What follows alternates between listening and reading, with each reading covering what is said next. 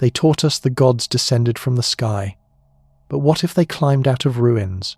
What if ancient temples, impossible knowledge, and forgotten machines are evidence of survivors from a lost world?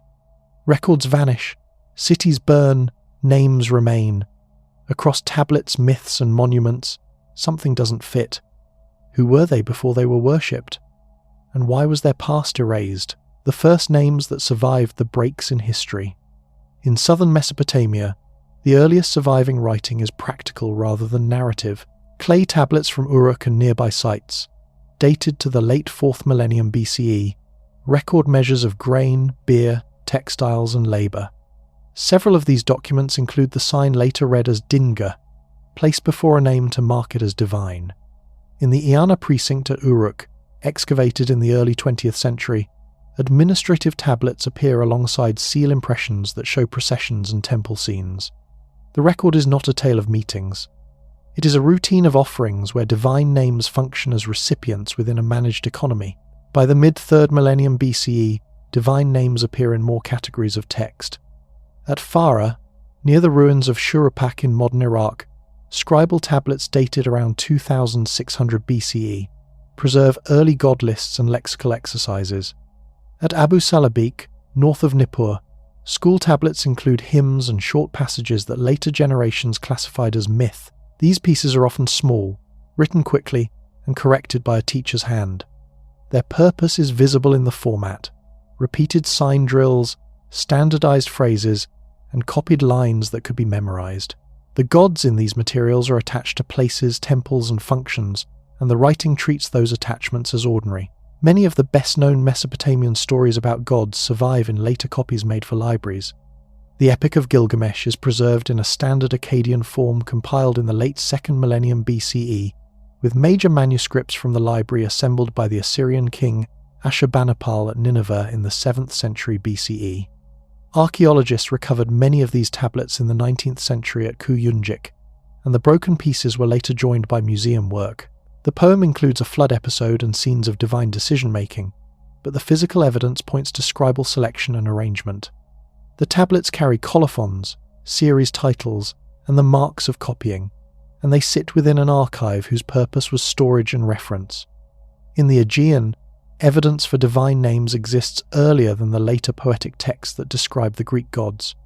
Mycenaean palaces used Linear B in the 13th century BCE to record inventories and allocations.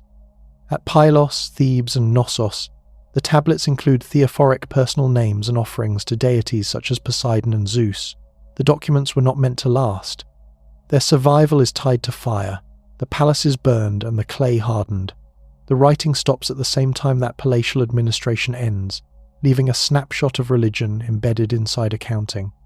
The end of the late Bronze Age palace systems is visible across the eastern Mediterranean around 1200 BCE.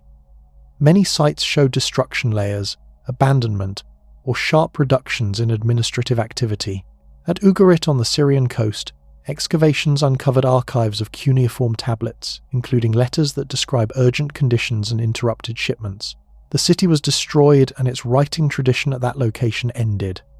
Egyptian inscriptions from the reigns of Merneptah and Ramesses III mention conflicts with groups later grouped under the label Sea Peoples, and they present these events in the language of royal victory and order. The material record and the official text do not align perfectly, but both indicate strain and disruption in networks that had carried goods, people, and information. Disruption alters the visibility of gods in different ways depending on the survival of institutions. Archaeology marks collapse through burned layers, rebuilt walls, reduced imports, and changing settlement patterns. Writing can vanish at one site while continuing elsewhere in another script. After the late Bronze Age breakdown, alphabetic inscriptions become more common in parts of the Levant, while cuneiform archives at places like Ugarit end.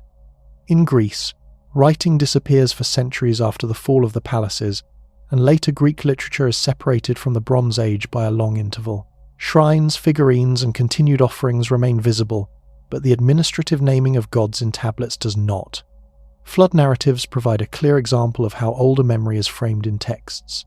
In Mesopotamia, a flood story appears in the Atrahasis epic, known from old Babylonian manuscripts that are generally placed in the early 2nd millennium BCE. A related account is embedded in the later Gilgamesh tradition. These texts present a cataclysm survived by a single family with supplies and animals, followed by a return to ordered life. The manuscripts do not function as chronicles with named years, and they cannot be mapped cleanly onto a single archaeological layer. Their value as evidence lies in the persistence of a structured account of disaster and survival within scribal tradition. Other corpora treat gods in language that resembles human governance. In northern Syria, late Bronze Age Ugaritic texts include the Baal cycle, recovered at Ras Shamra in the 20th century. The poems portray divine figures who hold councils, build palaces, exchange messengers, and claim authority over weather and fertility. The imagery is close to the material world of rulers, and the tablets were stored in a city that also maintained diplomatic correspondence. In Anatolia, Hittite archives preserve mythic compositions alongside treaties and inventories, and the same scribal culture handled both. The boundary between ritual, politics, and storytelling is visible in the physical mixing of genres within palace storage rooms. Outside the Near East, early writing also records non-human agents through formal procedures. In China, oracle bone inscriptions from the late Shang period, found at Anyang and dated roughly 1250 to 1046 BCE, record divinations made for royal ancestors and powerful spirits. The inscriptions name the day, the topic, and often the outcome, and they are tied to sacrifices. The spirits are treated as agents who can grant harvests, restrain floods, or approve military action. The evidence is terse, repetitive, and procedural, and it shows how a court could formalize contact with unseen forces without describing their bodies or origins. Changes in divine hierarchies can be observed alongside political change without requiring additional claims. In Mesopotamia, the prominence of Marduk rises with Babylon's political role in the early 2nd millennium BCE, and later literature places him at the center of cosmic order. Enuma Elish is preserved in 1st millennium manuscripts and is associated with ritual recitation in Babylon's festival calendar. In the Levant, inscriptions and personal names reflect shifts in emphasis among deities over time, and the evidence is often local and tied to specific towns and kingdoms. These changes are recorded through names, titles, and dedicatory formulas rather than through explanatory histories. Across these records, gods are written as names that persist through copying, worship, and administration, while the material record shows repeated breaks in settlement and governance. The surviving sources are uneven in date and purpose, and many are preserved by accidents of fire, burial, and reuse. The evidence remains concrete in its form: clay tablets, carved stelae, temple inventories, and burned archives tied to specific sites and centuries. The last entries written before the offices closed. Clay tablets recovered from late Bronze Age sites often preserve moments that were never meant to be preserved. At Ugarit, modern Ras Shamra on the Syrian coast, excavations beginning in 1929 uncovered rooms filled with letters, inventories, legal contracts, and diplomatic messages. Many of these tablets date to the final decades of the 13th century BCE. They were stored on shelves or in baskets inside administrative buildings. When the city was destroyed, the structures collapsed and burned. The heat baked the clay, fixing the writing in place. The archive remained where it fell. Several of the final letters from Ugarit are addressed to the king, Amurapi. One tablet, now catalogued as RS 18.147, records a message from the ruler of Al-Ashir, generally identified with Cyprus. It warns of enemy ships approaching and urges preparation. Another letter, RS 20.238, notes that troops have been sent elsewhere and cannot be recalled. These texts are written in standard Akkadian diplomatic language, using polite formulas and established phrases. They do not describe panic. They follow administrative conventions even as external conditions deteriorate. The Ugaritic scribes continued routine work until the end. Storage lists record shipments of grain and oil. Legal texts document property transfers. Religious calendars outline scheduled offerings. The handwriting and layout remain consistent with earlier decades. There is no clear shift in style that marks an approaching collapse. The archive ends because the city ceased to function, not because the scribes chose to stop. In western Anatolia, the Hittite capital at Hattusa presents a similar pattern. Excavations at Boazco uncovered thousands of cuneiform tablets stored in palace and temple complexes. The latest securely dated texts belong to the reign of Suppiluliuma II, around 1207 BCE. These include military reports, ritual instructions, and correspondence. One series describes naval activity against Alatia. Another records grain shortages and emergency measures. Some tablets from the final phase are unfinished. A few break off mid-sentence where the clay was not fully smoothed. Others show erasures that were never corrected. These features are typical of working documents. They indicate ongoing administrative activity rather than ceremonial archiving. When Hattusa was abandoned, the scribal system stopped with it. Later settlers did not continue the tradition. In mainland Greece, the Linear B archives show an even narrower time window. At Pylos, the tablets were written during a single administrative year shortly before the palace burned, around 1200 BCE. Paleographic analysis shows that most tablets were produced by a small number of scribes working simultaneously. They recorded allocations of bronze, chariot parts, livestock, textiles, and personnel. Several Pylos tablets refer to coastal monitoring. One set, known as the Okar series, lists watch stations and assigned men. The entries follow a rigid format: place name, number of guards, responsible official. The language is concise and technical. There is no narrative explanation. The tablets were dried on shelves and never intended to be permanent. Their survival depends entirely on the fire that destroyed the palace.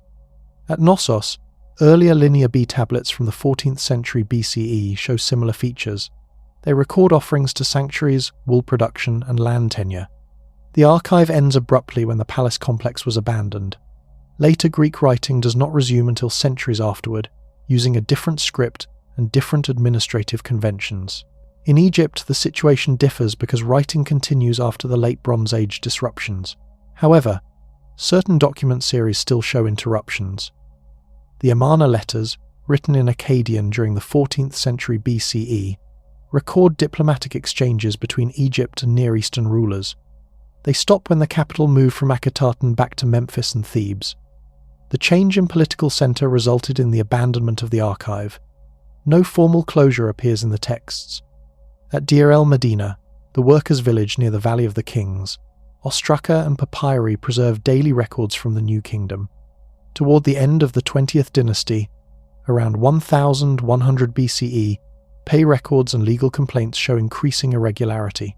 Some months lack entries, others contain notes about missing rations. Eventually, the documentation thins and stops. The village was partially abandoned, and the bureaucratic routines dissolved. In the Levantine interior, smaller archives show comparable patterns. At Emar on the Euphrates, tablets dated to the late 13th century BCE document sales, marriages, and temple affairs. The final levels include legal contracts written shortly before the city's destruction. One tablet records a land transfer witnessed by named officials whose careers are otherwise unknown. The document was still in use when the building collapsed. At Alalach, in the Amuk Valley, earlier archives from the 15th century BCE end, when the palace was destroyed. Later levels lack comparable documentation. The administrative tradition tied to that dynasty did not resume in the same form. These endings share several material traits. Tablets are found where they were last handled. They are not gathered into ceremonial deposits. Many were still drying when fire hardened them. Seals, styluses, and scribal tools are sometimes found nearby. Storage jars and shelving collapse over them. The context indicates interruption rather than planned preservation. The content of the final records is also consistent. They focus on routine matters: shipments, assignments, taxes, offerings. Emergency measures appear occasionally, such as grain redistribution or troop movements, but they are framed within standard bureaucratic language. There are no farewell statements or reflective passages. The writing system does not acknowledge its own ending. After these archives cease, later societies often reuse the physical spaces without continuing the documentation. At Ugarit, Iron Age occupation layers lack cuneiform tablets. At Hattusa, the site remained largely abandoned for centuries. At Pylos, the palace ruins were not rebuilt. Writing traditions moved or transformed elsewhere. In Mesopotamia, where urban continuity was stronger, archives were sometimes rebuilt after destruction. At sites like Nippur and Layers of tablets from different periods show cycles of collapse and reorganization. Each archive begins with fresh administrative series and standardized formats. Earlier records were sometimes stored, sometimes discarded. Continuity depended on institutional survival. The absence of transition documents is notable. There are few texts that describe the dismantling of offices or the relocation of archives. Administrative systems appear stable until they are not. The archaeological record preserves the final operational phase, but rarely the process of dissolution. Modern reconstruction relies on joinings of fragments, paleographic comparison, and stratigraphic context. Individual tablets are dated by script style, formula usage, and associated pottery. When multiple archives end within a few decades across regions, the pattern becomes visible only through cumulative study. No single site explains it. These final entries form a category of evidence distinct from later literary traditions. They are working documents, created for immediate use. Their survival is accidental. They provide direct access to the last functioning days of specific institutions. They record what was being managed at the moment management ceased. The texts do not interpret events, they register activity. Grain was weighed, guards were assigned, letters were dispatched, offerings were scheduled. The systems that produced these actions ended, but the written traces remain fixed in clay and ash. After records were replaced by objects and habits. When late Bronze Age administrative systems ended, writing did not always continue in the same places. In many regions, centuries passed before formal record-keeping returned. Archaeology documents this interval through changes in building practices, storage methods, and everyday tools. Instead of clay tablets or papyri, information was carried through objects, routines, and repeated social roles. In mainland Greece, the period after the fall of the Mycenaean palaces is often called the Early Iron Age. From roughly 1100 to 800 BCE, there is no surviving evidence of systematic writing. Excavated settlements from this period, such as Nicoria in Messenia and Lefkandi on Euboea, show small houses, simple hearths, and limited storage facilities. Pottery styles change gradually, and local production replaces palace-controlled workshops. No archives appear in these layers. Burial practices become one of the main sources of structured information. At Lefkandi, a large 10th century BCE tomb contained cremated remains, metal objects, and imported goods. The placement and composition of these items follow repeated patterns. These arrangements reflect social memory without written labels. Status and lineage were expressed through material display rather than through documents. In central Anatolia, Hattusa was largely abandoned after the end of Hittite rule. Later Iron Age communities occupied parts of the site, but they did not use cuneiform. Instead, they built smaller structures and relied on local exchange networks. Phrygian inscriptions appear in the region centuries later, using an alphabetic script unrelated to earlier systems. Between these phases, record-keeping left no durable trace. Along the Levantine coast, some cities recovered quickly, while others did not. Ugarit was not rebuilt as a major centre. Nearby sites such as Tyre and Sidon expanded during the early 1st millennium BCE, using Phoenician alphabetic writing. The script appears on stone stelae, pottery sherds, and metal objects. These inscriptions are short and formulaic. They mark ownership, dedication, or construction. They do not form continuous archives. In inland Syria, sites like Emar were replaced by smaller settlements with limited administrative reach. Storage jars and seal impressions appear, but they are fewer and less standardized. Seals often carry simple geometric designs rather than complex scenes. Their use suggests localized control rather than centralized accounting. In Egypt, written administration continued, but its reach narrowed. During the Third Intermediate Period, beginning around 1070 BCE, papyri and monumental inscriptions become less frequent outside major centers. Regional rulers issued decrees and temple records, but large-scale state archives declined. Many economic transactions were handled through oral agreements and witnessed exchanges. Ostraca from places like Medinet Habu preserve short notes about deliveries and labour, indicating reduced bureaucratic scope. In Mesopotamia, continuity was stronger, yet interruptions still occurred. Some cities lost their archives after destruction and only resumed documentation generations later. At sites such as Assur and Babylon, periods of reduced building activity correspond with thinner textual layers. When archives reappear, they often use revised formats and new administrative categories. Material substitutes for writing are visible in storage systems. In many Iron Age villages, large communal granaries and standardized jar forms become common. Pottery typologies show consistent volume ranges. These vessels functioned as measuring devices. Their shapes and sizes regulated exchange without written tallies. Excavations at Tel Dan and Tel Rehov reveal rows of storage jars embedded in floors, suggesting shared control over resources. Markings on pottery also served communicative roles. Incised signs, painted symbols, and stamped impressions appear on vessels across the eastern Mediterranean. These marks identify workshops, owners, or destinations. They operate as minimal records. Unlike tablets, they do not preserve sequences or totals. They convey association rather than calculation. Architecture provided another framework for memory. Public buildings, gates, and shrines were constructed in recognizable forms that repeated across generations. At sites such as Megiddo and Hazor, later Iron Age fortifications reuse earlier foundations. Spatial organization maintained continuity even when administrative texts were absent. Movement through gates, courtyards, and storage areas followed inherited patterns. Ritual practices also stabilized information.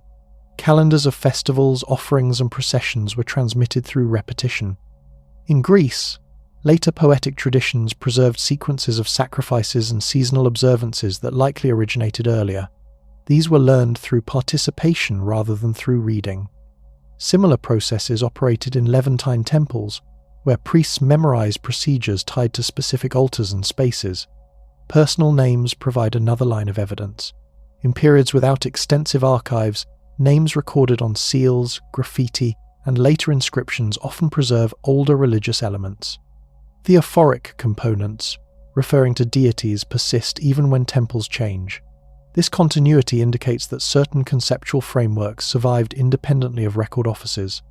Trade networks adjusted rather than vanished. Archaeological surveys show reduced long-distance exchange after 1200 BCE, but not its disappearance. Small quantities of Cypriot copper, Phoenician glass, and Egyptian amulets continue to appear. These goods moved through merchant families and informal partnerships. Trust and reputation replaced written contracts. In Italy, similar patterns appear after the collapse of Bronze Age Terramari settlements in the Po Valley around the 12th century BCE. Villages were abandoned and populations dispersed. Later Iron Age communities relied on oral transmission and visible markers such as boundary stones and burial plots. Writing in the Etruscan script emerges only centuries later. In Northern Europe, where writing had never been widespread in the Bronze Age, social memory was maintained through landscape features. Burial mounds, standing stones, and field systems marked ownership and ancestry. These physical records substituted for documents. Excavations show repeated reuse of the same monuments over centuries. The reintroduction of writing often followed political consolidation. In Greece, the adoption of the alphabet in the 8th century BCE coincides with expanding trade and emerging city-states. Early inscriptions appear on cups, armour, and stone markers. They are short and personal, naming owners or dedicators. Administrative uses develop slowly afterward. In the Levant, alphabetic writing spreads through merchant activity and royal sponsorship. Kings of Israel and Judah in the 9th and 8th centuries BCE employ scribes to produce ostraca, seals, and monumental texts. These new systems do not revive Bronze Age archives. They establish different routines with different priorities. The interval without extensive documentation is therefore not empty. It is filled with alternative methods of managing resources, status, and memory. These methods leave traces in material form rather than in archives. Archaeologists reconstruct them through spatial analysis, residue studies, and comparative typology. The absence of records does not imply disorder. Many settlements show long-term stability in house size, crop selection, and craft production. Changes occur gradually. The main difference lies in visibility. Without tablets or papyri, daily administration becomes harder to trace. It must be inferred from storage patterns, tool distributions, and waste deposits. When later archives appear, they rarely reference this intermediate period directly. New administrations begin with fresh categories and numbering systems. Earlier practices survive indirectly through habits embedded in space and material culture. The written record resumes without documenting what replaced it. This phase of substitution marks a shift from centralized documentation to distributed memory. Information circulates through objects, routines, and repeated performances. It remains effective within local systems, even though it cannot be aggregated into large archives. The transition is visible only through cumulative archaeological evidence, names preserved through changing alphabets and offices. When writing returned to many regions after periods of limited documentation, it did so in new forms.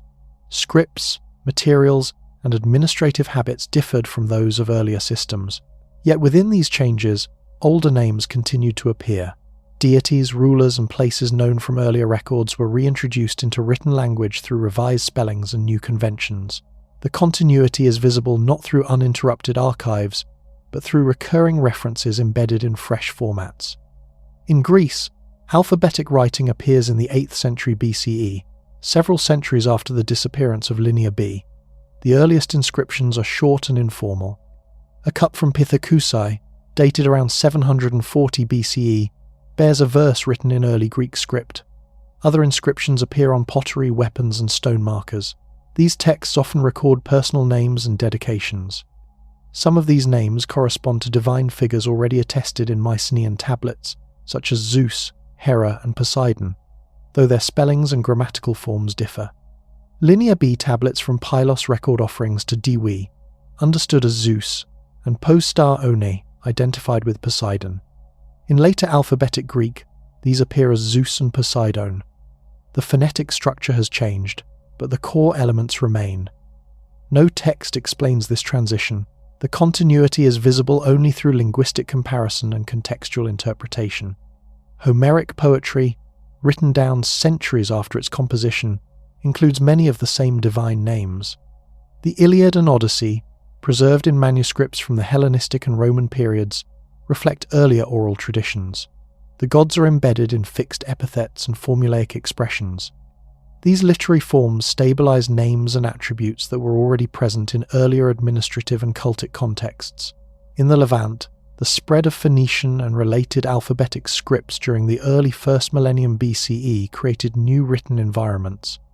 Inscriptions from Byblos, Tyre, and Sidon record royal building projects, temple dedications, and funerary statements.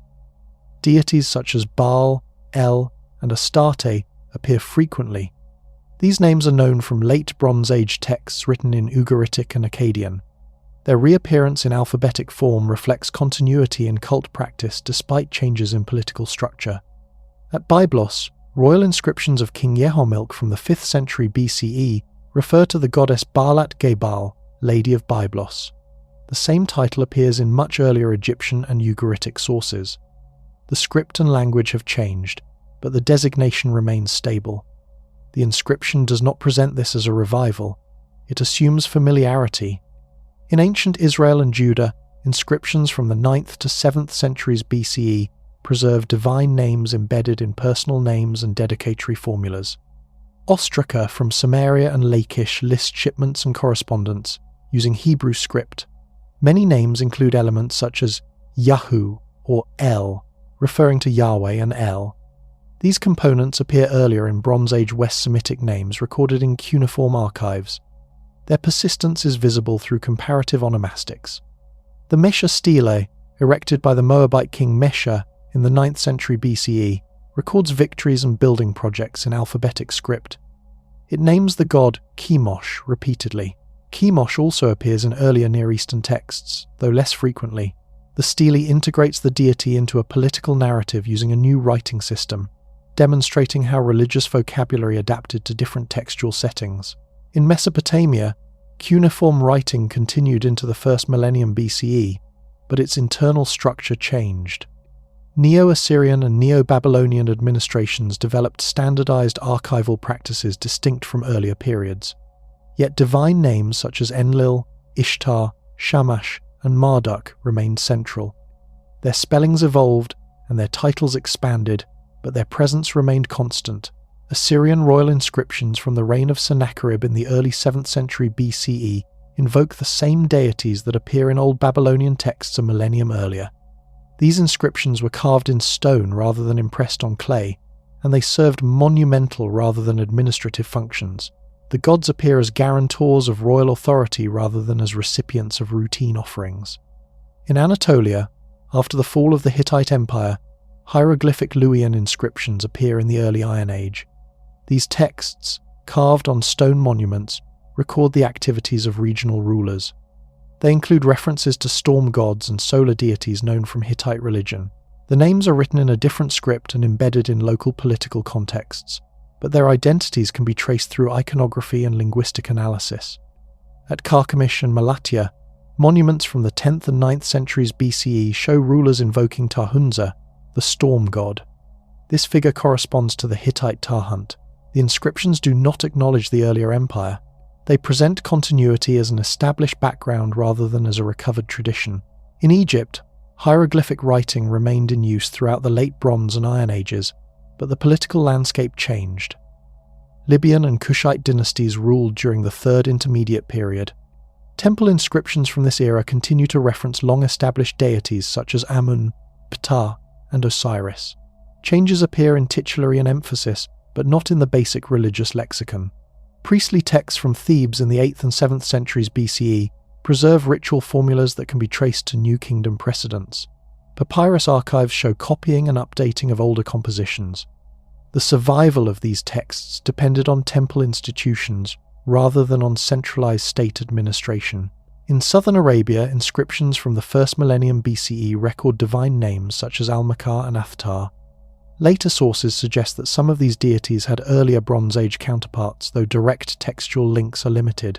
Here, continuity is inferred through cult sites and iconography, rather than through uninterrupted writing. The process of name preservation is rarely linear. Phonetic shifts, translation, and reinterpretation alter forms over time. In some cases, a name survives while its associated attributes change. In others, a title persists while the underlying concept adapts to new political or social conditions. Alphabetic scripts facilitated wider literacy and different types of documentation. Ownership marks, graffiti, and short dedications proliferated. These texts favoured personal expression over centralised accounting. As a result, divine names circulated through many small-scale inscriptions rather than through large archives. Coinage also became a medium for preserving names. From the 6th century BCE onward, Greek city-states and Near Eastern kingdoms minted coins bearing divine symbols and inscriptions. Athena appears on Athenian tetradrachms. Baal and Melkart appear on Phoenician issues. These images and names travelled widely, reinforcing recognition across regions. The reappearance of names in new scripts reflects institutional rebuilding. Temples, councils, and courts re-established routines that required written reference. When scribes were trained, they inherited vocabulary shaped by earlier traditions, even when they no longer had access to ancient archives. Archaeological context shows that many early alphabetic inscriptions appear in sanctuaries, gates, and burial areas. These locations emphasized continuity and legitimacy. Writing in such spaces linked present authority to established religious frameworks. Comparative philology allows scholars to trace these patterns across languages and periods. Sound changes, morphological shifts, and loanwords reveal lines of transmission. These technical analyses demonstrate persistence without implying unbroken political continuity. The evidence indicates that names functioned as durable cultural units. They survived institutional collapse, script change, and population movement. Their endurance depended on repeated use in ritual, naming practices, and symbolic representation. Writing systems changed, archives were reorganized, and political structures were replaced. Within these transformations, certain names remained active. They were adapted to new grammars and inscriptions, maintaining recognition across centuries, buildings that continued to organize ritual and authority. Across the Eastern Mediterranean and Near East, many large structures remained active long after the administrations that built them had ended. Temples, shrines, gates, and ceremonial courtyards were often repaired, adapted, and reused by later communities. These spaces preserved patterns of movement, offering, and display that had developed under earlier regimes. Even when writing systems changed or disappeared, the built environment continued to structure collective activity. At Babylon, the main temple complex of Esagila and the adjacent ziggurat Etemenanki underwent repeated rebuilding from the 2nd millennium BCE through the Hellenistic period. Kassite, Assyrian, Neo-Babylonian, and later Seleucid rulers each sponsored repairs. Foundation deposits and brick inscriptions record these phases. Although political authority shifted, the location and function of the complex remained stable. Ritual processions and festival routes continued to follow established paths. In Ashur, the old capital of Assyria, temples dedicated to Ashur and Ishtar show similar continuity. Excavations reveal successive construction layers dating from the Middle Assyrian period through the Parthian era. Even after the fall of the Assyrian Empire in 612 BCE, local communities maintained cult activity at these sites. Later, inscriptions refer to older sanctuaries as points of legitimacy. In central Anatolia, the former Hittite capital at Hattusa was largely abandoned, but some nearby sacred places remained in use. The open-air sanctuary at Yazilikaya, with its carved procession of deities, continued to attract attention in later periods. Although no extensive Iron Age inscriptions are present there, the monument was not dismantled. Its visibility preserved earlier religious imagery within the landscape. At Carchemish on the Euphrates, monumental gateways and temples built under Hittite rule were incorporated into Neo-Hittite and later Assyrian phases. Reliefs were sometimes recarved or reinscribed. Foundations were reused. The spatial layout of the citadel changed slowly, allowing successive rulers to operate within inherited ceremonial frameworks. In the Levant, temple continuity is especially clear. At Byblos, the sanctuary of Baalat Gebal was rebuilt multiple times from the Bronze Age into the Persian period. Stratigraphic studies show repeated leveling and reconstruction on the same footprint. Inscriptions from different centuries refer to the same divine title and location. The temple's persistence anchored religious identity despite political turnover. At Megiddo, successive palaces and cult buildings occupied the same elevated area. Late Bronze Age structures were replaced by Iron Age fortifications and administrative complexes. However, access routes and courtyard arrangements show continuity. Offerings and feasting likely followed inherited patterns, even when governing authorities changed. Jerusalem provides another example, though archaeological evidence is more limited. The Temple Mount area has seen continuous sacred use from the Iron Age onward. Later biblical and extra-biblical texts describe rebuilding and renovation rather than relocation. The site's enduring significance reflects spatial continuity rather than uninterrupted administration. In Egypt, temple complexes display long-term stability. At Karnak, successive dynasties added pylons, halls, and shrines around the central sanctuary of Amun.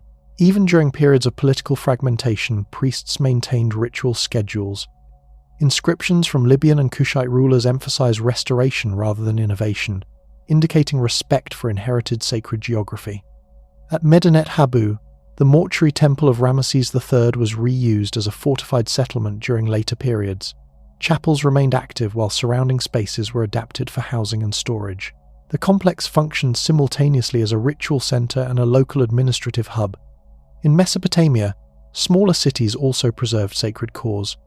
At Nippur, the Temple of Enlil remained active through multiple political regimes. Old Babylonian, Kassite, and Neo-Assyrian rulers all invested in its maintenance. Even when the city declined economically, its religious role persisted. In Greece, continuity is visible at sites that later became major sanctuaries. Olympia, Delphi, and Delos show evidence of ritual activity beginning in the early Iron Age and expanding over time. Although Mycenaean palaces had collapsed, these locations inherited earlier cult associations. Excavated votive deposits indicate steady use across centuries. At Delphi, modest early shrines preceded the classical temple. The choice of location reflects older sacred associations rather than new administrative planning. The sanctuary's authority developed gradually through accumulated practice rather than centralized design. In Italy, sanctuaries such as those at Veii and Pyrgi demonstrate similar patterns. Etruscan temples were constructed on sites with earlier ritual use. When Roman control expanded, some of these spaces were rededicated rather than abandoned. Architectural continuity supported religious transition. Physical durability played a practical role. Stone foundations, terraces, and retaining walls were costly to replace. Reuse was efficient. Later builders often incorporated earlier blocks and columns into new structures. Spolia appear in temples and public buildings throughout antiquity. This material recycling reinforced spatial continuity. Ritual routines were shaped by architecture. Processional ways, altar placements, and visibility lines guided movement and performance. Once established, these features constrained later modifications. Priests and officials adapted to existing layouts rather than redesigning them entirely.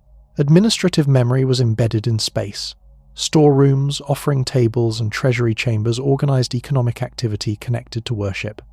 Even when written records were lost, these spatial arrangements structured resource distribution. Excavated installations show consistent placement across rebuilding phases. Some buildings acquired layered symbolism. Each renovation added inscriptions and reliefs referencing earlier stages. At Karnak, kings recorded their restorations alongside older monuments. This created a visible sequence of authority tied to a single location. Continuity did not imply uniformity. Functions shifted. Some temples became pilgrimage centers, others served local communities. Some lost prominence while remaining active, yet abandonment was rare when a site retained religious relevance. Archaeological surveys indicate that sacred places were more resilient than administrative quarters. Palaces and offices were often left in ruins, while temples were repaired. This pattern appears repeatedly from Anatolia to Egypt. The persistence of buildings created fixed points in changing political landscapes. Communities organized ceremonies, markets, and assemblies around them. These activities reinforced collective memory without requiring written documentation. Through repeated use, structures accumulated authority independent of the regimes that sponsored them. Their endurance linked successive populations to earlier traditions through shared space rather than through preserved archives. In this way, architecture functioned as a long-term carrier of institutional practice. It stabilized ritual and social organization across periods of disruption, providing continuity when administrative systems dissolved. Lineages maintained through lists, copies, and official memory. In many ancient administrations, authority was stabilized through ordered sequences of names rather than through detailed historical accounts. These sequences appeared on clay tablets, stone walls, papyri, and later manuscripts. They were arranged according to fixed conventions that emphasized continuity. Individuals were positioned within chains of descent, office, or succession. Through repeated copying and display, these chains became durable reference systems that outlasted individual reigns and political disruptions. In Mesopotamia, the most prominent example is the Sumerian king list. Surviving copies date primarily from the Old Babylonian period, around 1900 to 1600 BCE, with later versions produced in the first millennium BCE. The text presents a series of cities and rulers, beginning with figures assigned reigns lasting tens of thousands of years, followed by dynasties that correspond more closely to archaeological and historical evidence. Each entry follows a uniform structure, naming the ruler, stating the length of reign, and noting the transfer of kingship. Tablets containing the king list have been recovered from sites such as Larsa, Nippur, and Babylon. Comparative study shows that scribes modified the text slightly in different periods. Some versions shorten reigns, others omit certain rulers or insert additional names. These variations suggest active management, rather than passive preservation. The list functioned as a living document adapted to contemporary political needs. Assyrian royal inscriptions illustrate a related approach. Kings such as Shalmaneser III, Sargon II, and Esarhaddon recorded their ancestry in monumental texts. These genealogies appear on palace walls, clay prisms, and foundation inscriptions. They often extend several generations into the past, presenting an unbroken lineage. Periods of conflict or disputed succession are rarely acknowledged. The Neo-Assyrian eponym lists provide another form of ordered memory. These records assign each year to a named official, usually a high-ranking administrator. Copies covering multiple centuries survive. When combined with astronomical references, such as solar eclipses, they allow precise dating of events. For ancient administrators, however, the lists primarily organize time through office holders rather than through narrative chronology. In Babylonia, temple communities preserved genealogies connected to priestly service. Archives from Uruk and Babylon document families that held ritual offices for generations. Tablets record appointments, transfers of duties, and inheritance of positions. Names recur regularly, forming recognizable patterns.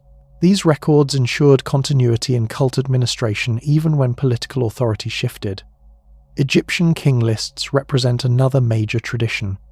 The Abydos king list, carved during the reign of Seti I in the 13th century BCE, presents a sequence of earlier rulers associated with legitimate kingship. Several periods, including the Amarna era, are omitted. The selection reflects ideological preferences rather than comprehensive coverage. The Turin Royal Canon, written on papyrus during the New Kingdom, preserves a more detailed chronological scheme. It includes reign lengths and dynastic divisions. Although heavily damaged, it reveals systematic organization. Rulers are grouped according to political periods, indicating deliberate archival planning. Priestly genealogies were equally important in Egypt. Statues, stelae, and papyri record long sequences of high priests, especially in Thebes. These documents establish continuity of ritual authority, independent of royal succession. The repetition of names and titles confirms the stability of temple institutions over centuries. In the Levant, sequential records appear in biblical texts and inscriptions. The books of Kings and Chronicles present ordered lists of rulers in Israel and Judah, including reign lengths and familial relationships. These compilations draw on earlier administrative sources and oral traditions. Their structure is highly formulaic. External inscriptions corroborate parts of these sequences. The Tel Dan stele mentions the House of David. Assyrian royal annals refer to kings such as Omri, Ahab, and Jehu. These references align with biblical lists, showing that name sequences circulated across political boundaries. Greek traditions preserved lineage information mainly through poetry. Hesiod's Theogony arranges divine figures through descent.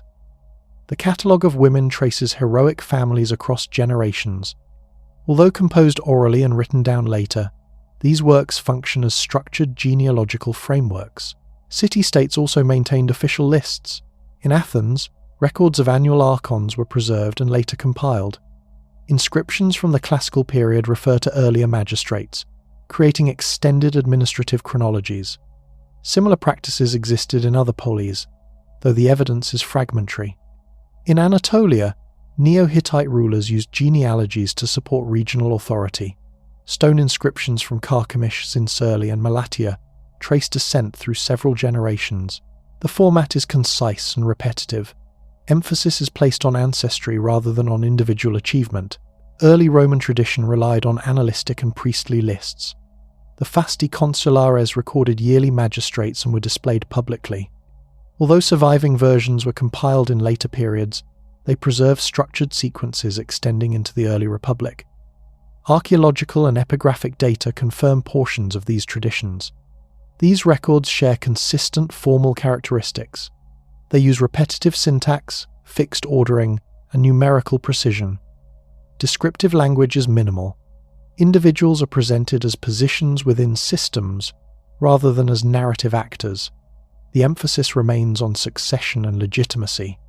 Transmission depended on institutional training. Scribal schools and temple offices maintained reference copies. Apprentices learned standardized formats. Errors were corrected through comparison. In some cases, damaged originals were recopied in full, preserving outdated spellings and conventions. Lists were also subject to selective revision. New rulers inserted themselves into existing frameworks. Disfavored predecessors could be omitted. Reign lengths might be adjusted. These modifications rarely altered the overall structure. Continuity was maintained even when content shifted. Genealogies and king lists had practical functions. They regulated inheritance, office succession, and ritual authority. They supported legal claims and property rights. Their administrative usefulness encouraged long-term preservation. Across regions, these sequential records acted as stable carriers of institutional memory. They reduced complex political histories to ordered name series. Through copying, display, and recitation, they link successive administrations to earlier models. They do not document collapse, recovery, or social change. They record succession. By maintaining recognizable frameworks, They allowed later authorities to situate themselves within extended lines of legitimacy without providing detailed historical explanation. Methods and measurements passed through routine practice. Technical skills in the ancient world were rarely preserved through formal manuals. Most practical knowledge moved from person to person through observation, repetition, and supervised labor. When political systems collapsed or administrations changed, these skills often remained in use. They were embedded in daily work rather than in archives. As a result, many techniques continued for centuries without clear attribution or written explanation. In Mesopotamia, irrigation systems provide an early example. Canals, levees, and drainage networks were constructed and maintained from the 3rd millennium BCE onward. Cuneiform tablets record water rights and maintenance duties, but they rarely describe construction methods. Archaeological surveys show that later communities reused and repaired earlier canal beds. Slopes, widths, and gate placements remained consistent across periods. These patterns suggest that builders relied on inherited practice rather than on written design. At Nippur and Lagash, canal alignments from different centuries overlap closely. Sediment analysis indicates repeated dredging and reshaping. Even during periods of political instability, water management continued. The technical knowledge required to calculate gradients and control flow was transmitted through apprenticeship among labor supervisors and engineers. In Egypt, stone construction techniques show similar continuity. Quarrying, transport, and placement methods used in the Old Kingdom persisted into later periods with limited modification. Reliefs from tombs depict teams hauling blocks on sledges lubricated with water. Tool marks on monuments from different dynasties remain consistent. These features indicate stable craft traditions maintained through workshop training. Survey instruments also show long-term persistence. The Egyptian cubit rod, used for measurement, retained standardized proportions for centuries. Examples from Middle Kingdom and New Kingdom contexts match closely. Surveyors learned to use knotted cords and sighting tools through instruction rather than written description. No detailed technical manuals survive from early periods. In the Eastern Mediterranean, shipbuilding practices followed inherited models. Wrecks such as the Uluburun ship, dated to the 14th century BCE, show mortise and tenon joinery used in hull construction. Later Greek and Phoenician vessels employed similar techniques. Although designs evolved, the basic method of fastening planks remained stable. Knowledge was transferred within shipyards through long-term training. Bronze metallurgy illustrates another case. Smelting and alloying techniques were widely shared across regions. Chemical analysis of tools and weapons shows consistent ratios of copper and tin over long periods. Workshops at sites such as Timna in the Negev and Kestel in Anatolia reveal standardized furnace designs. These facilities were rebuilt repeatedly using similar layouts. Written sources occasionally mention craftsmen, but rarely explain their methods. An old Babylonian letter may refer to a metalworker or a carpenter without specifying techniques. Contracts list outputs rather than processes. The absence of technical description indicates reliance on tacit knowledge. Astronomical observation depended on similar transmission. In Mesopotamia, systematic sky watching began in the 2nd millennium BCE and expanded in the 1st millennium BCE. The astronomical diaries from Babylon record planetary positions, eclipses, and weather patterns. These texts show advanced observational routines, but they represent the end stage of a long tradition. Earlier observation practices are not documented in detail, yet architectural alignments and later textual references suggest continuity. Temple orientations and ritual calendars imply long-term tracking of seasonal cycles. Apprentices learn to identify celestial patterns through repeated observation rather than through theoretical instruction. In Mesoamerica, where writing systems developed independently, technical knowledge followed comparable paths. Maya agricultural terraces, reservoirs, and causeways were constructed and maintained over centuries. Inscriptions celebrate rulers, not engineers. Soil studies indicate stable methods of water control and crop rotation transmitted locally. In Greece, architectural practice after the Bronze Age collapse shows gradual rebuilding of technical capacity. Early Iron Age houses were simple, but by the 7th century BCE, stone temples appeared with standardized proportions. The Doric order emerged through accumulated workshop experience. Proportional systems were internalized before they were theorized in later texts. Roman technical knowledge provides well-documented examples of inherited practice. Vitruvius's treatise from the 1st century BCE describes architecture and engineering, but it refers repeatedly to established custom. His work records traditions that were already centuries old. Road construction, aqueduct design, and concrete formulation relied on standardized methods learned through service. Analysis of Roman concrete shows consistent recipes using lime and volcanic ash. These mixtures appear across the empire. Quarry marks and construction stamps suggest organized training systems. Written explanation was secondary to direct instruction. Agricultural routines were especially resistant to disruption. Crop rotation, pruning, grafting, and irrigation depended on seasonal timing and environmental observation. In Mesopotamia, field layouts from different periods show similar patterns. In Egypt, flood-based agriculture followed stable cycles regardless of political change. Hesiod's Works and Days, composed in the 8th century BCE, records farming advice in poetic form. Many of its recommendations correspond to practices that were already established. The poem does not present innovation. It formalizes existing routines for transmission. In China, metallurgical and ceramic technologies illustrate long-term continuity. Shang and Zhou bronze casting methods persisted through dynastic change. Piece mold casting required complex coordination. Workshops trained specialists over many years. Technical secrets were guarded within lineages. Later texts describe these practices only in outline. The actual procedures remained embedded in workshop organization. Excavated molds and slag deposits provide physical evidence of repeated methods. Textile production followed similar patterns. Spinning, weaving, and dyeing techniques were transmitted primarily through household and workshop settings. Loom weights, spindle whirls, and dye vats appear in consistent forms across centuries.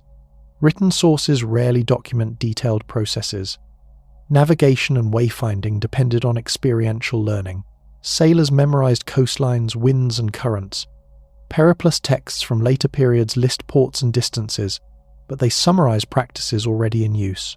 Earlier navigation relied on accumulated knowledge stored in memory and routine. Medical practice also combined tradition and adaptation. Egyptian medical papyri record remedies, but many treatments were based on long-standing herbal knowledge. In Mesopotamia, therapeutic texts list prescriptions without explaining preparation methods. Apprentices learned by assisting experienced healers. One consequence of this mode of transmission is the difficulty of tracing origins. When a technique proves effective, it is retained. When conditions change, it is modified incrementally. Innovations are absorbed into practice without formal acknowledgement. Over time, authorship disappears. Collapse did not eliminate these systems. When palaces and temples fell, workshops often continued at smaller scales. Craftsmen relocated or reorganized. Their skills remained portable. A metal worker or surveyor could apply inherited methods in new political contexts. Archaeological layers show this resilience. At many sites, fine craft production continues even as monumental construction ceases. Pottery kilns, metal furnaces, and weaving installations persist. The scale changes, but the techniques remain recognizable. Transmission relied on structured repetition. Novices performed simple tasks under supervision. Gradually, they acquired more complex responsibilities. Mastery was demonstrated through production quality rather than certification. Social reputation functioned as validation. This system favored stability. Radical innovation was rare because reliability was valued. Techniques were tested through generations of use.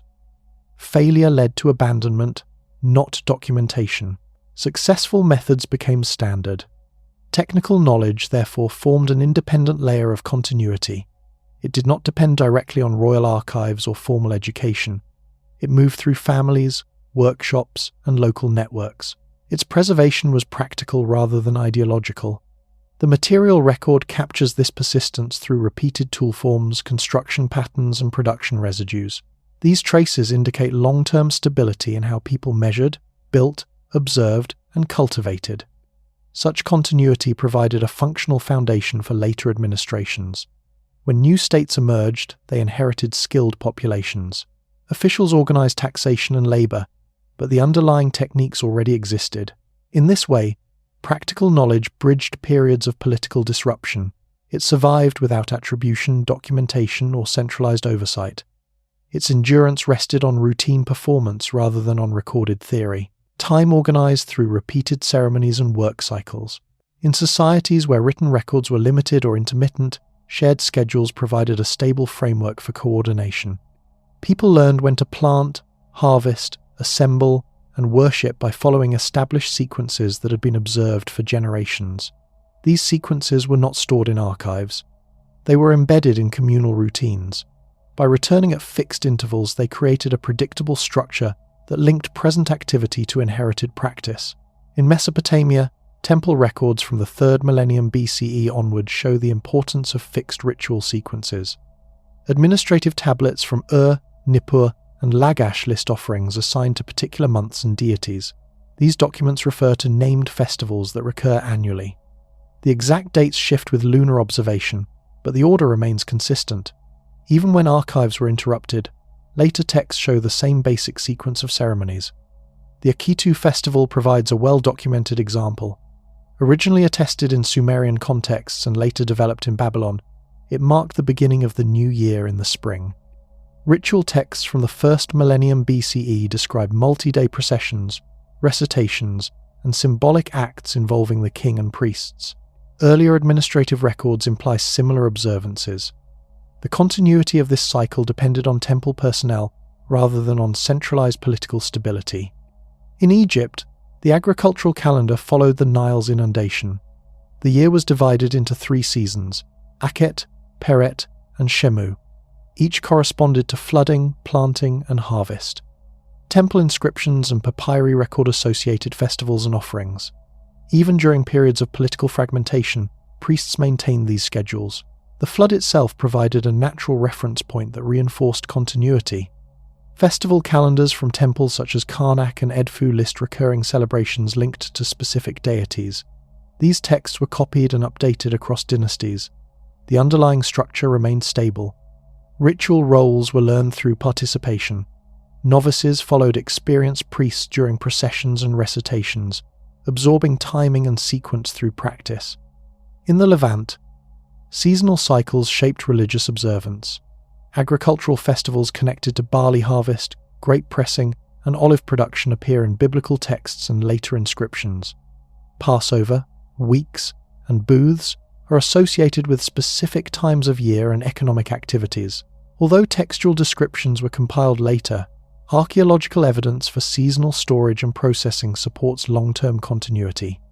At sites such as Tel Dan and Lachish, storage facilities and wine presses show repeated use across centuries. These installations correspond to annual rhythms of production and distribution. Ritual observances followed these material cycles. Offerings were timed to coincide with harvest and processing periods. In Greece, early Iron Age communities maintained seasonal festivals tied to farming and herding. Later classical calendars preserved names and sequences of these events. The Panathenaea in Athens, for example, developed from earlier local observances. Inscribed calendars from the 5th and 4th centuries BCE list sacrifices and processions assigned to specific months. These calendars assume familiarity. They do not explain procedures, they record allocations and dates. Participants learn the details through repeated involvement. Choral training, athletic preparation, and craft production were coordinated around these fixed cycles. At Olympia and Delphi, periodic games and oracular sessions followed established intervals. The Olympic Games occurred every 4 years, beginning traditionally in 776 BCE. Archaeological layers show continuous ritual activity at the site before and after this date. The games formalized existing patterns of assembly and competition. In Anatolia, Neo-Hittite and later communities preserved seasonal rituals linked to storm gods and fertility. Inscriptions refer to annual sacrifices and renewal ceremonies. Although written descriptions are brief, reliefs and architectural layouts indicate repeated ceremonial movement through defined spaces. In Mesopotamia and Syria, lunar and stellar observation supported calendar regulation. Priests tracked new moons and solstices to adjust ritual schedules. Astronomical diaries from Babylon show how celestial data was used to maintain seasonal alignment. Earlier periods lacked such detailed records, but architectural orientations and festival timing suggest similar practices. In China, Ritual calendars played a central role in state administration. Zhou dynasty texts describe seasonal sacrifices and agricultural rites performed by rulers. Oracle bone inscriptions from the Shang period already record divinations tied to planting and harvest. These practices linked political authority to natural cycles. Later dynasties preserved these schedules through official manuals, but their foundation lay in earlier custom. Court astronomers and ritual specialists learned through observation and repetition. Calendrical reform adjusted calculations without altering core seasonal structures. In Mesoamerica, Maya and Zapotec societies developed complex calendrical systems. Monument inscriptions record ritual dates, but agricultural terraces and water systems reflect practical seasonal management. Ceremonies were synchronized with rainfall and crop cycles. These rhythms continued even when political centers declined. In Northern Europe, where writing was limited, seasonal assemblies and festivals organized social life. Archaeological evidence for repeated feasting, animal sacrifice, and monument reuse indicates annual or multi-year cycles. Sites such as Uppåkra in Sweden show long-term ritual continuity. These cycles were reinforced through material arrangements. Processional routes, altars, and gathering spaces guided movement at set times. Repeated use stabilized expectations. Deviations were noticeable because routines were well established. Household practices also followed seasonal rhythms. Food preservation, textile production, and tool maintenance were scheduled around climate and daylight. These routines were taught informally. Children learned timing through participation in work and celebration. The transmission of ritual calendars relied on collective memory. When elders corrected mistakes or led ceremonies, they reinforced inherited patterns. Written calendars, where they existed, functioned as reminders rather than primary sources of instruction. Political change rarely altered basic seasonal observance. New rulers often adopted existing festivals and added their own commemorations. This strategy linked authority to established cycles. Inscriptions emphasize restoration of proper timing rather than innovation. Periods of disruption sometimes interrupted observance temporarily. Drought, war, or population movement could delay ceremonies. When stability returned, communities typically resumed familiar schedules. The cycles were resilient because they were tied to environmental processes. Archaeological strata show this persistence. Layers of ash from repeated sacrifices, accumulations of animal bones, and rebuilding of altars at the same locations indicate long-term ritual repetition. These deposits form chronological markers independent of written records. Calendrical continuity provided a shared framework for social coordination. Markets, assemblies, and legal proceedings were often scheduled around festivals. This integration reinforced the importance of seasonal markers. Through these mechanisms, time itself became a medium of memory. By repeating actions at fixed intervals, communities preserved institutional knowledge without relying on archives. The calendar functioned as a living record. This form of transmission required no central repository. It depended on participation, observation, and correction. Its stability rested on the predictability of natural cycles and the social value placed on proper timing. Ritual and seasonal calendars therefore formed a durable layer of continuity. They linked generations through shared schedules rather than through written history. Their persistence supported social organization across periods of political and administrative change. Marks that continued to function after their makers were gone. In many ancient environments, meaning was carried through visible form rather than through written explanation. Carved stone, molded clay, stamped metal, and painted surfaces surrounded people in daily and ceremonial spaces. These surfaces displayed repeated shapes and figures that were learned through familiarity. Over time, the origin of these forms became less important than their continued presence. Recognition replaced historical knowledge as the basis of authority. In Mesopotamia, cylinder seals provide early evidence of symbolic continuity. From the 3rd millennium BCE onward, these small carved objects were used to authenticate documents and containers. They depict scenes of worship, royal authority, and divine interaction. After major political changes, such as the fall of the Ur-3 state or the Old Babylonian kingdoms, similar motifs continued to appear. Later seals preserved earlier compositions with minor stylistic changes. Neo-Assyrian and Neo-Babylonian seals often reused older themes, including the presentation of a worshipper before a seated deity. The figure's clothing and proportions changed, but the basic structure remained. Seal cutters learned established visual formulas through workshop training. These formulas outlived specific dynasties. Monumental reliefs show similar patterns. At Nineveh and Nimrud, Assyrian palace walls were covered with carved scenes of warfare, hunting, and ritual. After the empire's collapse in 612 BCE, these buildings were abandoned. Later occupants sometimes reused the stones in new constructions. Relief fragments appear in secondary contexts, embedded in walls or foundations, still displaying royal imagery. At Carchemish and Zincirli in Anatolia, Neo-Hittite rulers reused Hittite artistic conventions. Stone orthostats show processions, banquets, and divine figures arranged in established formats. Even when inscriptions shifted language and script, the visual grammar remained recognizable. In Egypt, the persistence of iconography is especially clear. Images of gods, kings, and ritual scenes followed strict conventions for thousands of years. The seated Osiris, the standing Horus, and the offering pharaoh appear in similar poses from the Old Kingdom to the Roman period. Proportions, gestures, and attributes were standardized. During periods of foreign rule, including Libyan, Kushite, Persian, and Greek dynasties, Egyptian visual traditions continued. New rulers adopted traditional iconography to legitimize their authority. Temple reliefs from the Ptolemaic period depict Greek kings in pharaonic style, performing ancient rituals. The images functioned as cultural anchors. In the Levant, symbolic motifs migrated across cultures. The smiting god posture, showing a figure raising a weapon, appears in Bronze Age Syrian seals and reliefs. Variants of this image later appear in Phoenician and Israelite contexts. The motif was adapted to local deities and political needs. Winged sun discs provide another example. First attested in Egypt, they spread into Mesopotamian and Levantine art. Assyrian reliefs place the disc above kings and battles. Later Persian monuments at Persepolis incorporate related forms. The symbol's meaning shifted, but its visual presence remained.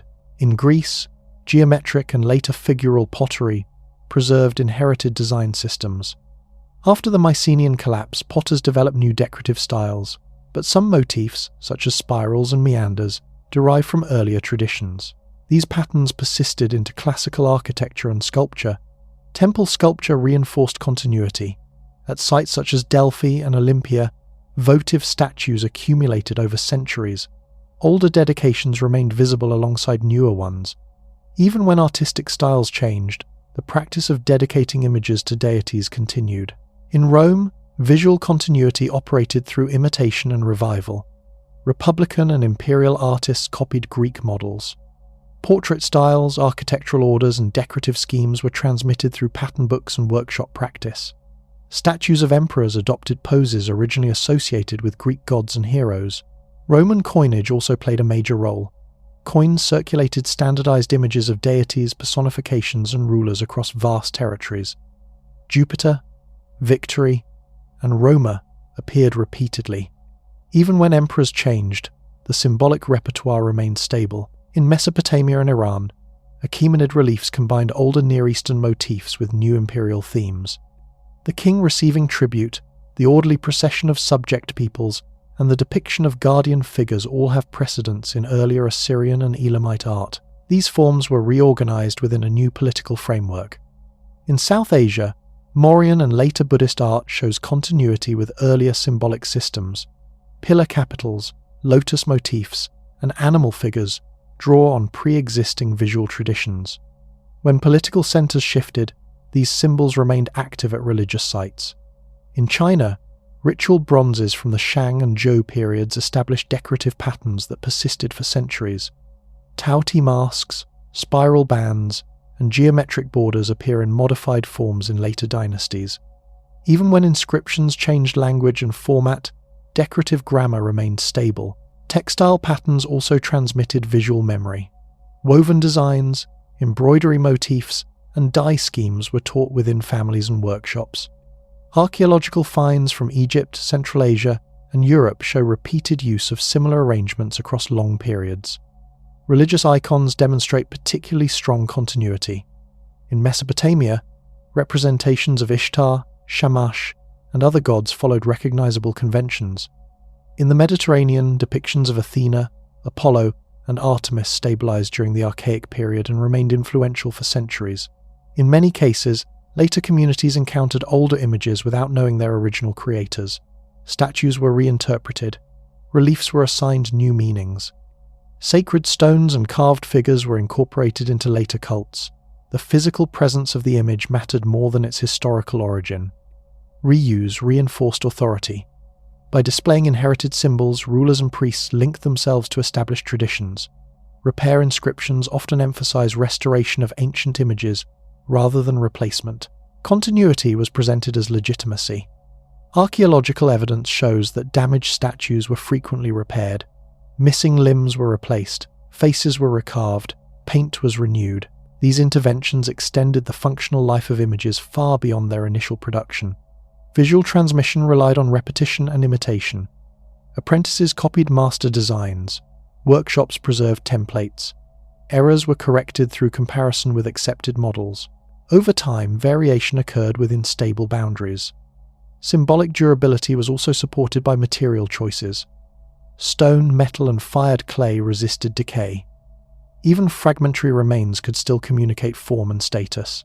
Their visibility shaped later artistic decisions. Unlike written records, images did not require literacy. They communicated through shared visual conventions.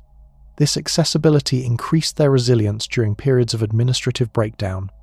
As political systems changed, symbols adapted. New meanings were attached, old associations faded. Yet the underlying forms remained active within social life. These visual elements formed a parallel system of memory. They preserved concepts of authority, divinity, and order through shape, posture, and placement rather than through text. Their persistence provided reference points in unstable environments. People recognized familiar forms even when institutions shifted. This recognition supported continuity without explanation. Through copying, repair, reuse, and reinterpretation, images outlived their creators. They remained functional components of social organization long after original contexts had vanished. Narratives. Reconstructed from scattered records and oral memory. When centralized archives disappeared or fragmented, accounts of earlier periods did not vanish entirely. Stories persisted in partial forms, short inscriptions, ritual formulas, family traditions, and repeated performances. Later writers and compilers drew on these materials to assemble new narratives. These narratives did not reproduce earlier records. They combined surviving elements into reorganized frameworks that reflected later concerns and institutions. In Mesopotamia, many literary compositions from the 1st millennium BCE preserved traces of older material. The Epic of Gilgamesh provides a clear example. Earlier Sumerian poems about Gilgamesh circulated independently in the 3rd millennium BCE. These include texts such as Gilgamesh and Huwawa, and Gilgamesh and the Bull of Heaven. Old Babylonian versions from the early 2nd millennium BCE reorganized these episodes into a longer narrative. Later editors standardized the composition in Akkadian. Tablets from Nineveh, Sippar, and Uruk show that scribes selected, reordered, and expanded earlier material. Colophons identify copyists and sometimes mention earlier exemplars. Differences between manuscripts indicate that no single authoritative version existed for long periods. The narrative took shape through gradual compilation rather than continuous preservation. Flood traditions illustrate similar processes. Sumerian, Akkadian, and later texts contain related accounts of a great flood. The Atrahasis epic, Old Babylonian fragments, and the flood episode in Gilgamesh share structural elements and phrasing. Each reflects adaptation to new literary settings. The narratives were reconstructed from inherited motifs rather than transmitted as fixed reports. In Egypt, later historical and religious texts often combine older sources. The so-called Instructions of Amenemhat present a fictional speech attributed to a deceased king. The text draws on Middle Kingdom political ideology but survives mainly in New Kingdom copies.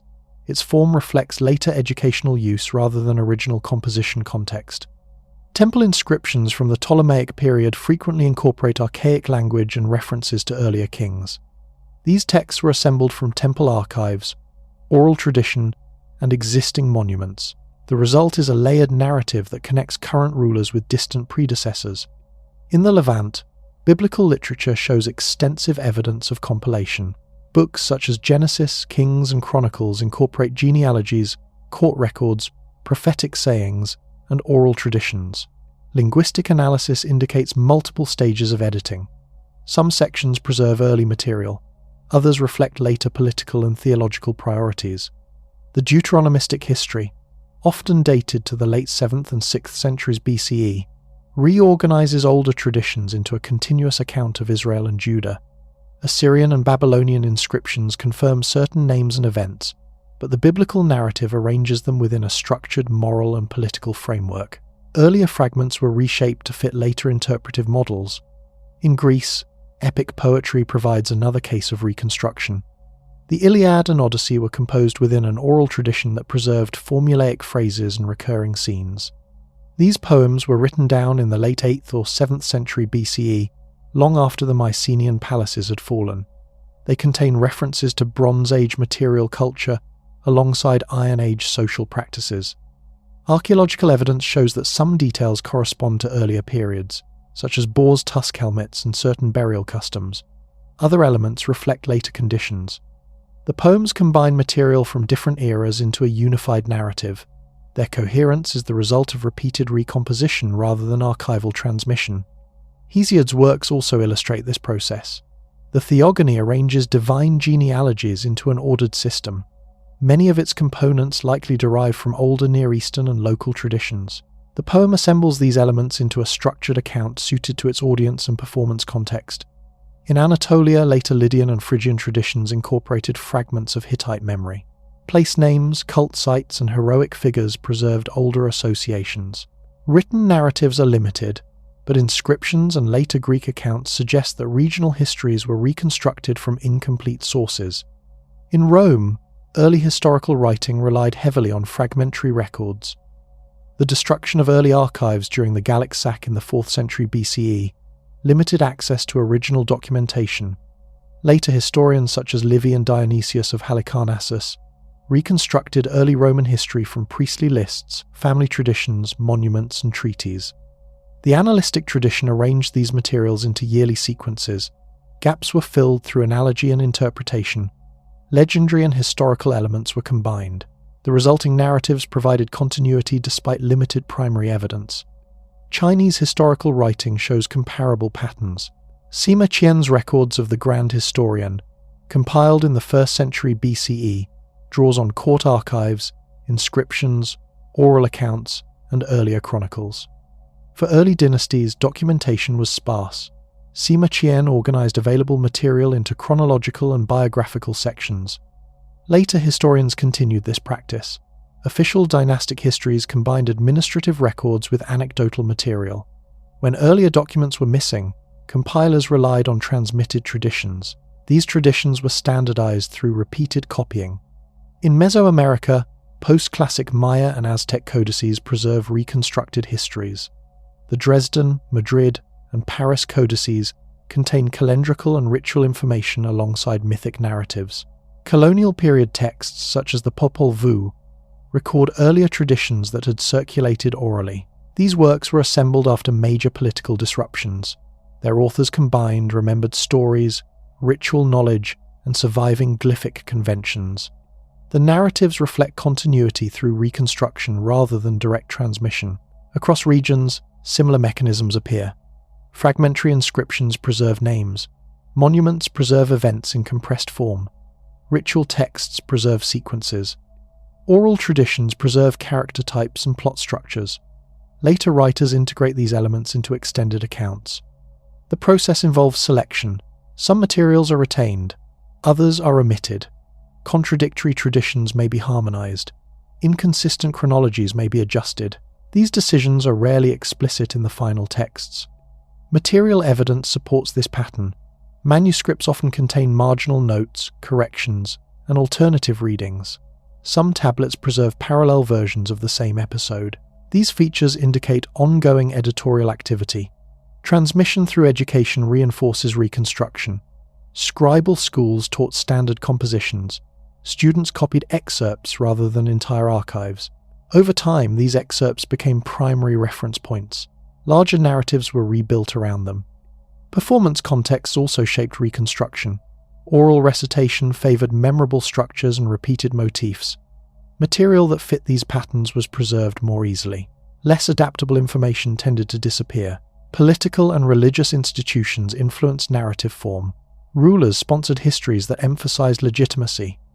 Temples preserved myths that supported cult practice. Communities transmitted stories that reinforced local identity. The resulting narratives are therefore layered. They contain elements from different periods arranged within later frameworks. Their internal consistency reflects editorial work rather than uninterrupted memory. Archaeologists and philologists identify these layers through language change, stylistic variation, and external correlation. Differences in vocabulary, grammar, and formula usage reveal multiple stages of composition. This evidence shows that narrative continuity did not depend on complete archives. It depended on the availability of fragments and the capacity of later institutions to reorganize them. Reconstruction was not an exceptional response to collapse. It was a regular feature of cultural transmission. Each generation received partial material and reshaped it for contemporary use. Through this process, accounts of earlier worlds remained accessible, though altered. They preserved names, places, and events in transformed configurations. The past was maintained through assembly rather than preservation. These reconstructed narratives provided orientation.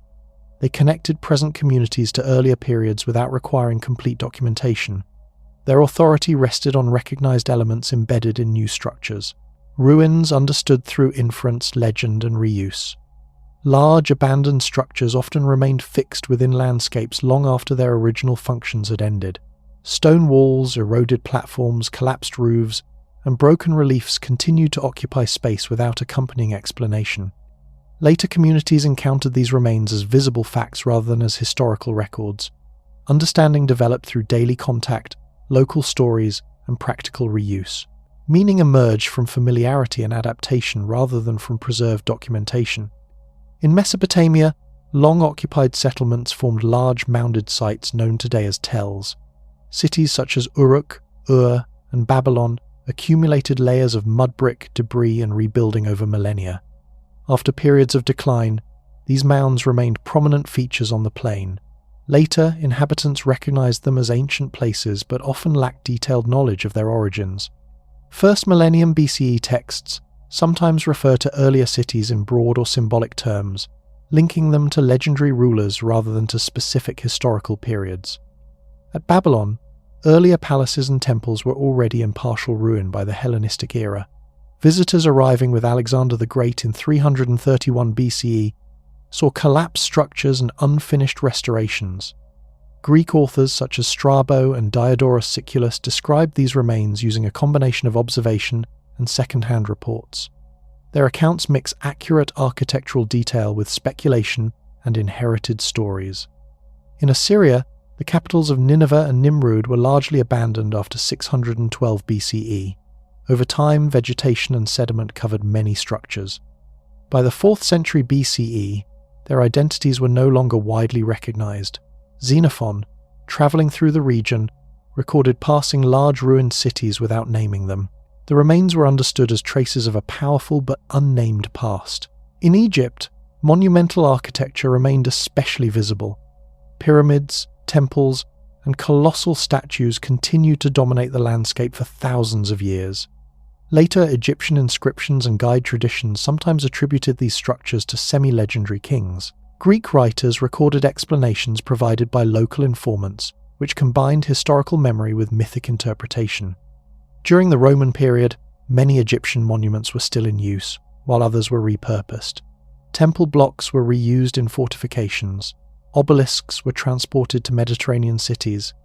These relocations preserved visual forms while removing them from original settings, meaning shifted with context. In the Levant, abandoned Bronze Age cities were often partially resettled. Sites such as Hazor and Lachish show multiple phases of destruction and rebuilding. Iron Age communities constructed houses and walls over earlier ruins. Exposed foundations and collapsed structures remained visible in places. Later traditions sometimes connected these ruins with remembered conflicts, though archaeological evidence indicates repeated cycles of occupation. At Megiddo and Samaria, successive builders incorporated earlier stonework into new fortifications. Walls contain blocks from multiple periods. This layering blurred distinctions between eras. Later residents encountered composite structures without clear separation between original and secondary phases. In Anatolia, Hattusa remained visible as a field of massive stone walls, gates, and foundations. After the fall of the Hittite state, the site was not fully reoccupied. Nearby communities lived alongside the ruins. By the classical period, their original political identity had faded. Greek authors associated the region with legendary peoples rather than with historical Hittite rulers. Rock-cut monuments in Iran and central Anatolia also underwent reinterpretation. Reliefs at Naqshya Rostam, carved under Achaemenid kings, stood near older and later monuments. Sasanian rulers added new reliefs beside earlier ones. Each phase recontextualized the site, creating layered meanings visible in stone. In Greece, Mycenaean palaces and tombs remained prominent features into the archaic and classical periods. Tholos tombs at Mycenae and Orchomenos were known as treasuries, and associated with heroic figures. The treasury of Atreus was linked to Homeric tradition despite its much earlier construction. Architectural scale encouraged attribution to legendary ancestors. Poetic tradition reinforced these associations. Epic narratives provided recognizable names and events that could be attached to visible remains. Archaeological dating had no role in these interpretations. Size, age, and material durability shaped perception. In Italy, Etruscan and early Roman monuments experienced similar reinterpretation.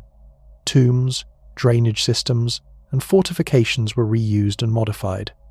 Roman authors sometimes attributed impressive works to mythical founders or foreign engineers. Practical admiration replaced precise historical attribution. The Cloaca Maxima illustrates this process. Built in Rome's early monarchy, it continued functioning for centuries. Later writers credited it to legendary kings. Its durability reinforced its association with deep antiquity. In China, ancient capitals were often rebuilt on earlier foundations. Rammed earth walls and platforms were reused in successive dynasties. Historical texts preserved partial information, but local understanding depended largely on visible remains. Mounds and terraces were linked to named rulers through transmitted tradition. In Mesoamerica, abandoned Maya cities such as Tikal and Calakmul remained visible above the forest canopy. Later populations encountered pyramids, plazas, and stelae without direct knowledge of their builders. Some sites were reused for ritual. Colonial-era accounts record indigenous explanations, combining ancestral memory with symbolic interpretation. In Northern Europe, megaliths and burial mounds remained prominent in medieval landscapes. Communities associated them with giants, spirits, or legendary heroes. Written records rarely preserved accurate prehistoric information. Folklore provided interpretive frameworks. Reuse shaped perception in practical ways. Stone blocks from abandoned buildings were quarried for new construction. Columns became thresholds. Reliefs became paving stones. This adaptation altered original layouts while keeping fragments in circulation. Spolia in Roman and later architecture demonstrate this clearly. Temples, churches, and palaces incorporated older elements. These materials conveyed prestige through age and craftsmanship. Their original meanings were secondary. Inscriptions sometimes preserved partial information. Weathered texts remained legible for limited periods. As languages changed, comprehension declined.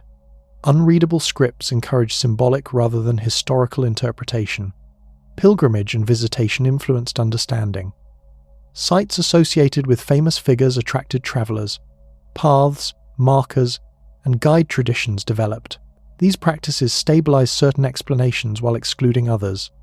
Archaeological evidence shows varied maintenance. Some monuments were deliberately preserved, others were dismantled gradually.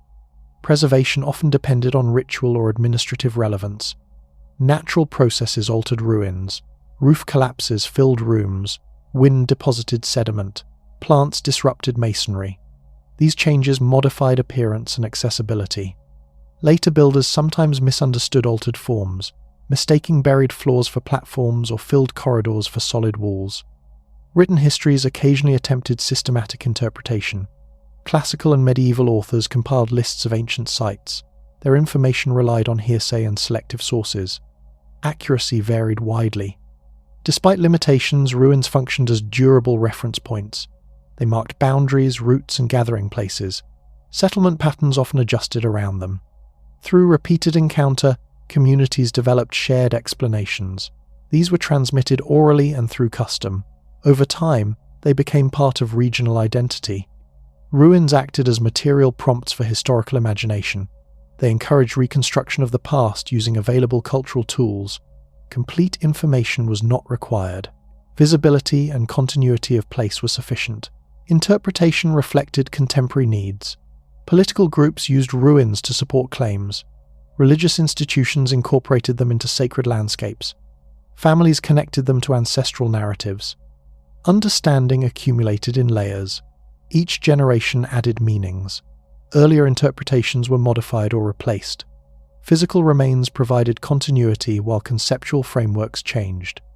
Modern archaeology reconstructs these processes by comparing material evidence with later texts and folklore. Discrepancies reveal shifting knowledge. This evidence shows that ruins were not static relics. They participated actively in social life. They were used, explained, and redefined. Through these interactions, physical remains linked successive populations to earlier environments. They maintained historical awareness without precise documentation. Their endurance ensured that traces of collapsed civilizations remained present. Understanding developed around them through observation, necessity, and inherited explanation. Systems that continued without central direction. Large political entities often disappeared more quickly than the practices that supported daily life. Administrative hierarchies collapsed, capitals were abandoned, and dynasties ended. Yet many social and economic arrangements remained in operation. These arrangements functioned at local and regional levels. They depended on habit, shared expectation, and practical necessity rather than on imperial authority. In Mesopotamia, village agriculture continued through repeated cycles of empire and fragmentation. Irrigation channels were maintained by local labor groups even during periods of weak central control. Surveys of canal systems near Nippur and Sippar show continuous use from the Old Babylonian period into the first millennium BCE. Repairs followed established patterns. Water distribution relied on customary agreements recorded only occasionally in formal documents. Land tenure also displayed long-term stability. Boundary stones, known as kuduru in Kassite Babylonia, recorded grants and obligations. Later legal texts reference similar arrangements using different terminology. Field divisions visible in satellite imagery correspond closely to ancient layouts. These patterns suggest continuity in property management independent of changing rulers. In Egypt, village organization along the Nile remained largely consistent from the New Kingdom through later periods. Taxation systems shifted, but agricultural production followed stable rhythms. Storage facilities, threshing floors, and transport routes show limited variation. Communities adapted to new administrations without reorganizing basic economic structures. Records from Deir el-Medina illustrate this process. Although royal patronage declined after the New Kingdom, families continued craft production and local exchange. Household accounts and ostraca indicate adjustments in payment methods rather than abandonment of work routines. In the Levant, small-scale farming and herding persisted through Assyrian, Babylonian, Persian, and Hellenistic rule. Terracing systems in hill regions show centuries of maintenance. Soil studies indicate continuous cultivation. Political borders shifted, but land use practices remained similar. Market networks also displayed resilience. Excavations at sites such as Samaria and Jerusalem reveal imported pottery and metals across successive periods. Distribution routes adapted to new centers, but exchange did not cease. Merchants relied on personal contacts and reputation rather than on imperial guarantees. In Greece, the collapse of Mycenaean palaces did not end regional interaction. Coastal trade continued at reduced scale. Local craft production resumed quickly. By the 8th century BCE, new urban centers emerged on foundations shaped by earlier settlement patterns. Village governance followed customary models. Councils of elders, kin-based leadership, and communal decision-making appear in later literary sources and inscriptions. These arrangements likely developed during periods without centralized authority and remained influential afterward.